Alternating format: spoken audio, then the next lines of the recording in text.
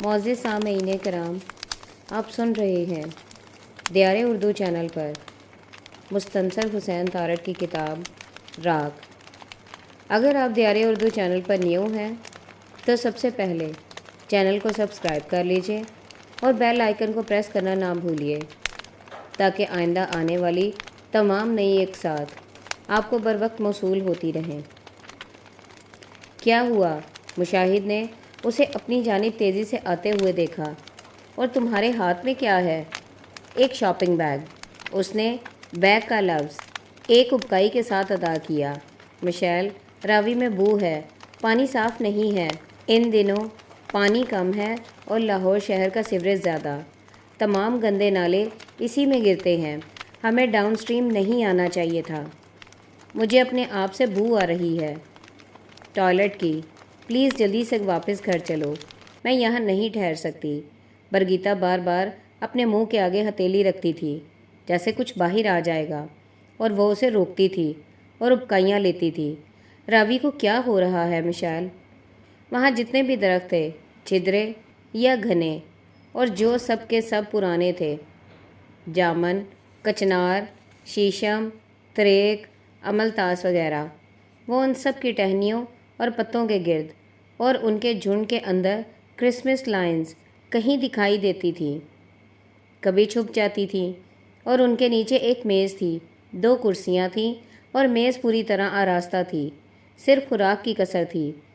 اور جب مشاہد اور برگیتا کی جیپ دسمبر کی رات میں 7 کمروں والی کوٹھی کے اندر داخل ہوئی تو برگیتا نے درختوں کو یوں جگمگاتے دیکھا تو اس نے ایک پرمسرت خصوصی سویڈش ہچکی بھری، اور اس لمحے اوپر جامن کی ایک کچی ٹہنی پر مزے سے بیٹھا مردان ہنسا، اور اس نے جھک کر برگیتا سے کہا، بھابھی، شہر میونک میں آج کرسمس ہے۔ مردان نے انتظار کیا۔ گرم پگھلی ہوئی موم کے سیال دائرے میں تیرتے چھوٹے سے فیتے کا شعلہ بجھ کر دھواں دینے لگا۔ سیاہ پوش ہوا، تب اس نے انگلی سے اسے چھوا۔ گرم موسم کی ایک تہ اس کی پور پر بچھی اور دسمبر کی یخ میں فوراً سرد ہو کر اکڑ گئی۔ اس نے ران پر رکھے ہاتھ کو اٹھا کر دوسرے ہاتھ کی انگلی پر جمی موم کی اکڑی ہوئی تہ کو چھوا تو وہ ایک چھلکے کی طرح اتر گئی۔ موم بتیاں بجھنے پر وہ اندھیرا، جس میں برگیتا اب کم دکھائی دیتی تھی، گھنا اور قریب ہو گیا۔ ہاں، جب بھی وہ مسکراتی، اس کے دانت تاریکی کے پردے پر نمایاں سخت نظر آنے لگتے۔ برجائی، برگیتا نے ایک ہچکی بھری۔ آپ خوش ہیں؟ ہاں، اس کے دانت پھر دکھائی دیے۔ جامن، کچنار، املتاس کے ان کرسمس ٹریز تلے، کرسمس کی اس رات میں جو اگرچہ سفید نہیں ہے، تمہارے ساتھ میں خوش ہوں۔ جب تم نے آخری موم بتی کی پگھلی ہوئی موم کو چھوا تو اس کی بہتی ہوئی گرمی کو میں نے اپنے پوروں پر بھی محسوس کیا، اور ہاں، اس لمحے تو میں خوش ہوں۔ برگیتا نے اپنا دایاں ہاتھ آگے کر دیا۔ وہ اس پر جھکا کہ وہاں اس کی انگلیوں پر جامن کی شاخوں میں پروئی ہوئی کرسمس لائٹس کی روشنی بہت مدھم تھی۔ موم کی ایک پتلی تہ، ایک چھلکا ابھی تک برگیتا کی انگلی پر نظر آتا تھا۔ اس نے بے یقینی سے اسے دیکھا، لیکن موم کو تو میں نے چھوا تھا اور اسے محسوس میں نے کیا تھا، لیکن یہ کیسے ہو سکتا ہے؟ کیونکہ اس لمحے میں خوش ہوں، اور جو لمحے گزر گئے اور جو آئیں گے، ان میں جو گزر گئے وہ تو گزر گئے۔ ان کی خوشی ناخوشی اس اندھیرے میں ہے جو درختوں کے نیچے ہمیں دیکھتا ہے، اور جو آئیں گے ان کے بارے میں ابھی سے کیسے کہہ سکتی ہوں کہ وہ کیسے ہوں گے، یا کہہ سکتی ہوں؟ برگیتا نے بھی مردان کے دانتوں کو نمایاں ہوتے دیکھا اور اس کی ہنسی کی آواز کو آج صبح کی طرح اس نے طویل کمرے میں لیٹے ہوئے سنا۔ وہ بے حجاب ہنسی جو مشاہد کی رفاقت میں جنم لیتی تھی اور اسے حسد میں مبتلا کر دیتی تھی۔ ہاں، یہ حماقت آمیز سوال تھا، لیکن مجھے ایک بات کا یقین ہے مردان، خوشی کا 4 مرغابیوں سے کوئی تعلق نہیں۔ مردان چپ ہو گیا۔ وہ ابھی تک برگیتا کی انگلی پر جمے موم کے چھلکے کی الجھن میں تھا، اور وہ کچھ دیر یوں ہی ڈھلتی رات کی سرد شدت میں اپنے آپ میں چپ رہا۔ 4 مرغابیاں؟ بالآخر وہ بولا، ہاں، 1 شیولر اور 3 نیل سر۔ یقیناً اس نے سر ہلانا شروع کر دیا، جیسے وہ اس گتھی کو آسانی سے سلجھا چکا ہو۔ وہاں خود رو گھاس پر درختوں کے نیچے کرسمس لائٹس کی ناکافی روشنی میں صرف ایک میز تھی اور 2 کرسیاں، اور جب تک مشاہد و برگیتا اس کے تیار کردہ کرسمس ڈنر پر جھکے رہے اور روسٹ کی خستگی اور برسلز سپراؤٹس کی سبز گھلاوٹ سے لطف اندوز ہوتے رہے، وہ ان کے اصرار کے باوجود ایک مؤدب اور تمیزدار ویٹر کی طرح جھکا کھڑا رہا اور ہر چند لمحوں کے بعد آگے ہو کر نظریں جھکائے صرف یہ دریافت کرتا کہ موسیو، مجھے امید ہے کہ نرکی آپ کی پسند کے مطابق ہے، اور مدام، کیا فرینچ فرائز آپ کی خواہش کے حساب سے کرسپ ہیں؟ اور پھر اپنے آپ کو اسی طرح جھکا ہوا نیم تاریکی میں لے جاتا۔ برگیتا نے پہلے تو والہانہ مسرت اور محبت سے اس کی منت سماجت کی کہ وہ ان کے ساتھ ڈنر میں شریک ہو، اور پھر نہایت سنجیدگی سے اسے ڈانٹا، لیکن وہ اس معاملے میں پتھر ہو چکا تھا۔ نہیں مدام، کرسمس کی اس رات میں اس سر سبز اوپن ایئر ریسٹورنٹ میں صرف ایک ٹیبل اور 2 کرسیوں کی گنجائش ہے، اور یہ ٹیبل ہمیشہ کے لیے مخصوص ہو چکی ہے موسیو مشاہد علی اور مدام برگیتا برکت علی ایزبرگ کے لیے ہے، ریزروڈ فار یو، اور میں تو ایک پر انکسار اور خدمت گزار ویٹر ہوں، کسی اور چیز کی ضرورت تو نہیں مدام۔ موسیو، کھانے کے فوراً بعد مشاہد اٹھ کھڑا ہوا۔ تم دونوں بیٹھو، میں کچھ تھک چکا ہوں۔ برگیتا کا ہاتھ اس کے ماتھے کے ساتھ لگا تو وہ فکر مند ہو گئی۔ بخار تیز ہے، میں تمہارے ساتھ چلتی ہوں۔ نہیں، مشاہد کی آواز میں وہ سختی تھی جس کے سامنے انکار کی گنجائش نہیں ہوتی۔ تم بیٹھو، میں بہت تھک چکا ہوں، میرا دن تم سے بہت پہلے شروع ہوا تھا، قادر آباد کی جھیلوں پر، 1 شیولر اور 3 نیل سر، یاد ہے؟ ہاں، آج صبح جب وہ برگیتا کے پیچھے صرف جین پہنے طویل کمرے سے باہر آ گیا تھا تو اس کے بدن نے اسے خبردار کیا تھا، بس اسی لیے اسے اپنی ڈھلتی ہوئی عمر کی عادت نہیں ہو رہی تھی۔ بھائی جان، تم ایک معمولی ویٹر ہو۔ اس نے مردان کے سینے پر انگلی رکھ کر اسے ذرا سا دھکیلا، اور گاہکوں کے معاملات میں دخل اندازی نہیں کر سکتے۔ یہ کہتے ہوئے مشاہد کی آواز کی سختی میں وہ نرمی در آئی جسے برگیتا نے فوراً محسوس کیا، تو ایک بار پھر وہ حسد میں کچھ جلی۔ یہ دونوں ایک ایسی بریڈ تھے جو اپنی محبت میں کسی کو شریک نہیں کرتی۔ مشاہد نے بڑے اہتمام سے اپنی خالی نشست پر مردان کو بٹھایا اور پھر ہلکا ہلکا چلتا کرسمس لائٹس کی ناکافی روشنی سے پرے 7 کمروں والی کوٹھی کے برآمدے کی جانب اندھیرے میں شامل ہو گیا۔ تو گویا خوشی کا 4 مرغابیوں سے کوئی تعلق نہیں۔ وہ بدستور سر ہلاتا جا رہا تھا۔ مجھے بھی کچھ ٹھیک سے معلوم نہیں مردان، یہ تو تمہارے بھائی جان کا فلسفہ ہے، اور تازہ ترین، آج صبح ہی ایجاد ہوا ہے۔ برجائی، آپ مجھے معاف کریں گی اگر میں کہوں کہ یہ فلسفہ میری سمجھ میں نہیں آ سکا، یعنی میں تو حیران پریشان لیکن جنگل بیابان۔ میں تو تمہیں معاف کروں جب یہ میری سمجھ میں آیا ہو۔ شاید وہ دونوں اپنے آپ میں ہو کر بے اختیار مسکرائے، اور پھر خاموشی کا ایک طویل وقفہ جس میں مردان کے ذہن پر موم کے وہ چھلکے تھے جو نہ چھونے کے باوجود برگیتا کی پوروں پر تھے، اور برگیتا کی پوروں میں مشاہد کے ماتھے کی حدت تھی جو اسے بے چین کرتی تھی، اور اوپر جامن کی کچی ٹہنیوں میں کوئی پرندہ الجھا اور کرسمس لائٹس جھولنے لگیں۔ وہ دسمبر کی یخ میں سرد رات میں اپنے بدنوں میں سمٹتے تھے، لیکن ابھی وہ اس سردی کو سہار سکتے تھے۔ تم شوبھا کو اس بار بھی اپنے ساتھ نہیں لائے، بس نہیں لا سکا۔ تم مجھ سے اور اپنے بھائی جان سے بھی اسے چھپاتے ہو۔ ہم نے کتنی بار اسے دیکھا ہے، صرف 2 بار۔ کیا وہ ہمارے بارے میں سوال نہیں کرتی؟ وہ مردان پھر چپ ہو گیا، اس پر بوجھ آ گیا شوبھا سے اتنے دنوں تک الگ ہونے کا۔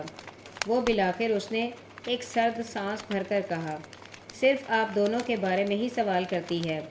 ادھر ہوا میں یخ بہت ہے، خاص طور پر دسمبر میں، اور وہ سردی کو سہار نہیں سکتی۔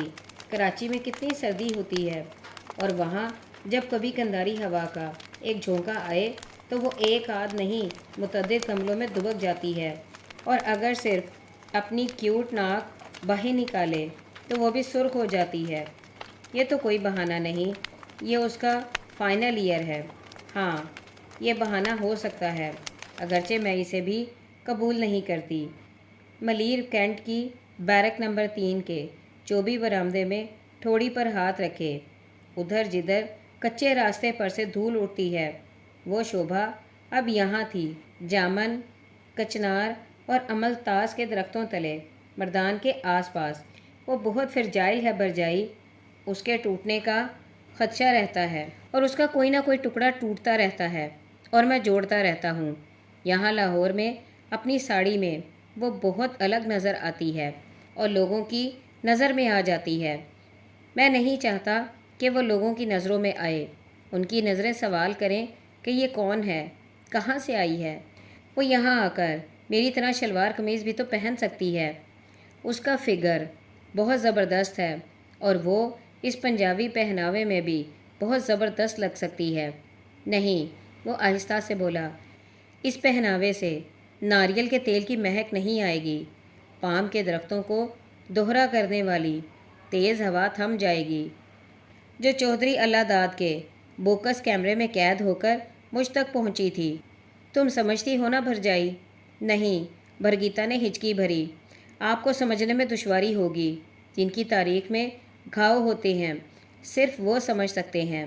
اگر وہ سمجھنا چاہیں تو اسے حق حاصل ہے، لباس کا، خوراک کا اور زبان کا۔ میری بنگالی بہت بری ہے اور وہ تو بنگالی سمجھتی ہی نہیں، اور اس کے باوجود میں کوشش کرتا ہوں، اور پھر وہ بہت ہنستی ہے۔ اور بھرجائی جب شوبھا ہنستی ہے تو وہ چپ ہوا اور بیرک نمبر 3 کے چوبی برآمدے میں، جہاں بٹ مین بشیر اس کے بوٹ پالش کر رہا تھا، وہاں بیرک نمبر 2 کے گرینڈ فادر کلاکس کے مکی کے قبرستان کے زرد دوپہر پتھروں میں قید سپاہیوں، گل بوٹوں اور نقش نگار کی قربت میں ایک سر پر سے گزرتے اور اپنے پہلے کھولتے جیٹ کے پرخراش شور میں وہ چپ ہوا، اور اس دوران برگیتا نے اس کے چہرے پر نظریں رکھیں کہ وہ ان تصویروں سے آشنا ہونا چاہتی تھی جو اس کے ذہن کے پردے پر متحرک تھیں، اور پھر وہ واپس آیا تو گویا ہوا۔ وہ ہنستی ہے تو میرے لیے سب کائنات معدوم ہو جاتی ہے اور صرف شوبھا کا چہرہ رہ جاتا ہے، باقی سب کچھ دھندلا ہو جاتا ہے۔ وہ ہنستی ہے اور کہتی ہے، بابا، اور میں جب میں کچھ بولتا نہیں تو وہ پھر کہتی ہے، بابا آپ بولتے کیوں نہیں؟ اور وہ نہیں جانتی کہ جب وہ بابا کا لفظ کہتی ہے تو میرے وجود میں کیسی کیسی رنگا رنگ پھلجھڑیاں پھوٹتی ہیں۔ وہ نہیں جانتی۔ مردان برگیتا نے بہت دیر سے اس کے میز پر رکھے ساکت ہاتھ پر اپنا ہاتھ رکھا۔ اتنا شدید لگاؤ انسان کے لیے اچھا نہیں، اولاد کے لیے بھی نہیں۔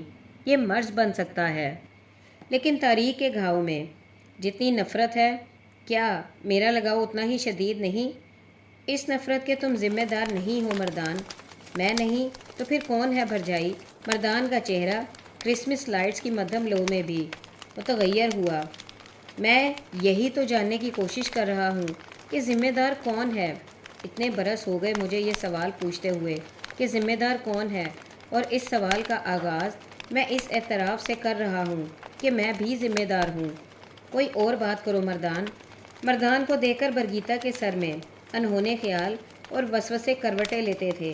ایک سرکش سکاؤ بوائے، پیچیدہ اور پرکشش، لیکن ایسا چائلڈ لائک کہ اسے دیکھ کر ماں بننے کو جی چاہتا ہے۔ اس کے باوجود کہ یہ مجھ سے دگنی عمر کا ہے، اس کے باوجود وہ اکثر الجھن میں رہتی تھی کہ مشاہد کون ہے اور مردان کیا ہے، اور کس کے بارے میں اس کے کیا احساسات اخلاقیات کے دائرے میں آتے ہیں۔ یہ ترازو کے دو پلڑے تھے جو برابر تھے، پر یہ برابر ہونے تو نہیں چاہیے۔ بھرجائی ذرا اوپر دیکھیں۔ اس نے اپنا چہرہ شاخوں سے لٹکتی کرسمس لائٹس کی طرف کیا اور پھر سوچا کہ کیوں اس نے اسے اوپر دیکھنے کے لیے کیوں کہا تھا۔ اس سے پیشتر کہ وہ پوچھتی، مردان نے مسکرا کر شکریہ کہا اور پھر اپنی بڑھتی ہوئی داڑھی کھجا کر بولا، بچے نہ ہونے سے کچھ کمی تو ہوتی ہوگی زندگی میں۔ یہ کیا سوال ہے؟ جو بھی قدرت کا معمول ہے، اس معمول سے ہٹ کر جو صورتحال ہو، اگرچہ وہ آپ کے اختیار میں نہ ہو، تو کمی کا احساس تو ہوتا ہے۔ عورت کے بدن کا امتحان بچے کی پیدائش ہے کہ وہ کہاں تک تخلیق کے لیے کھنچ سکتی ہے، سہار سکتی ہے۔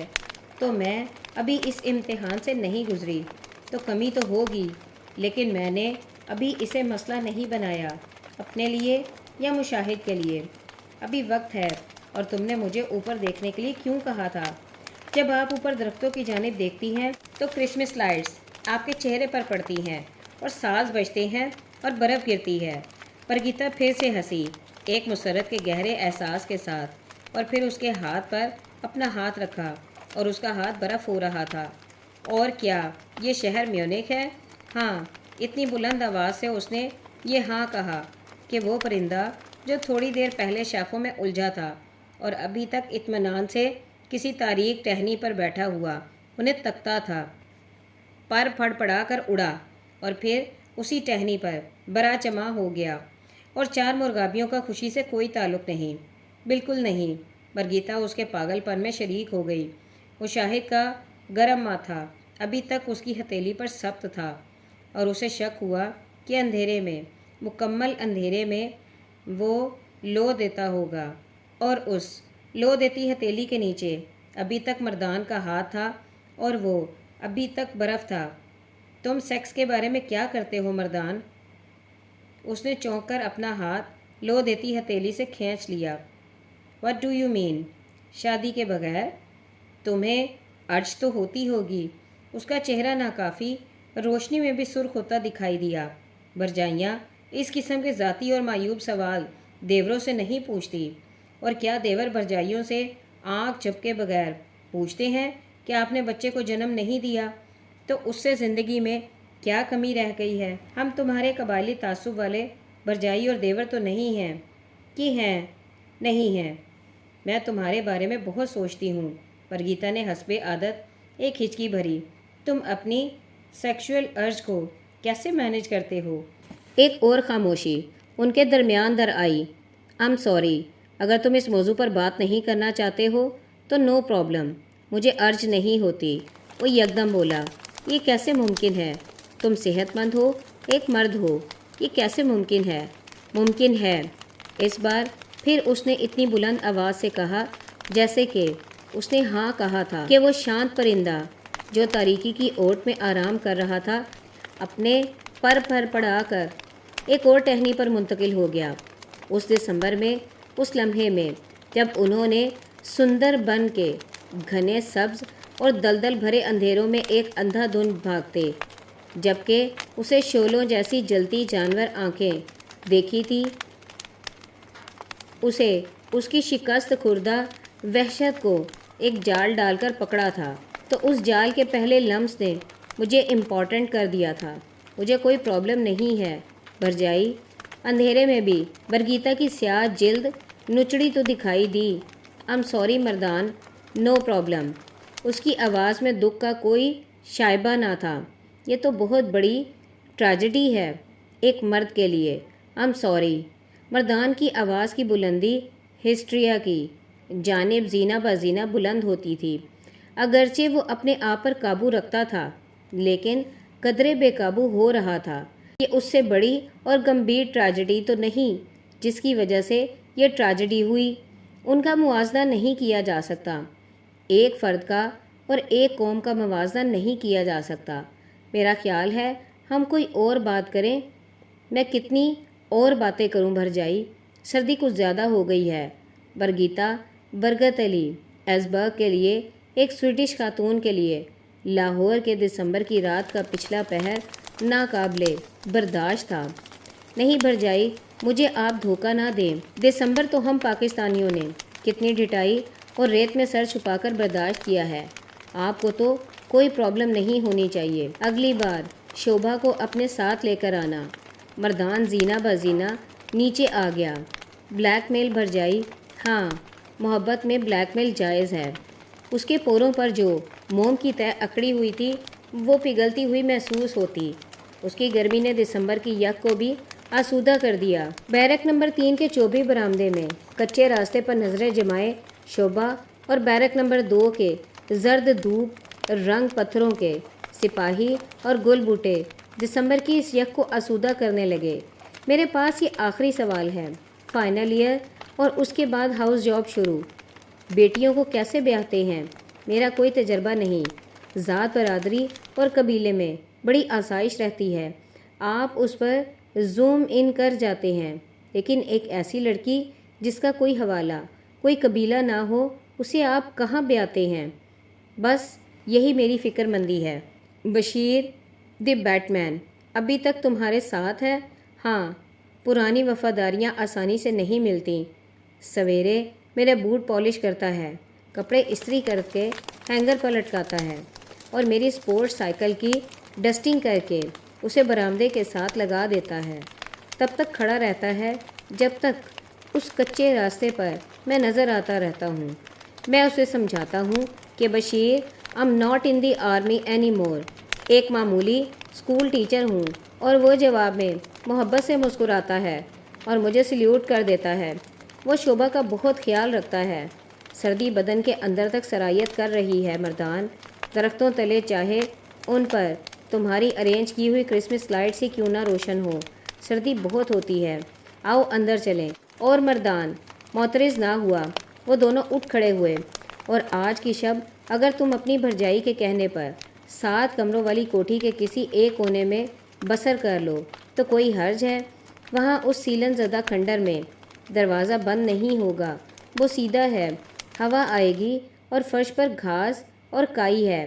ہاں حرج ہے، اس نے جیسے پرمسرت ہو کر کہا، اور پھر برگیتا کے چوڑے اور مضبوط کندھوں کا ایسے سہارا لیا جیسے وہ ڈرنک ہو اور چلنے لگا۔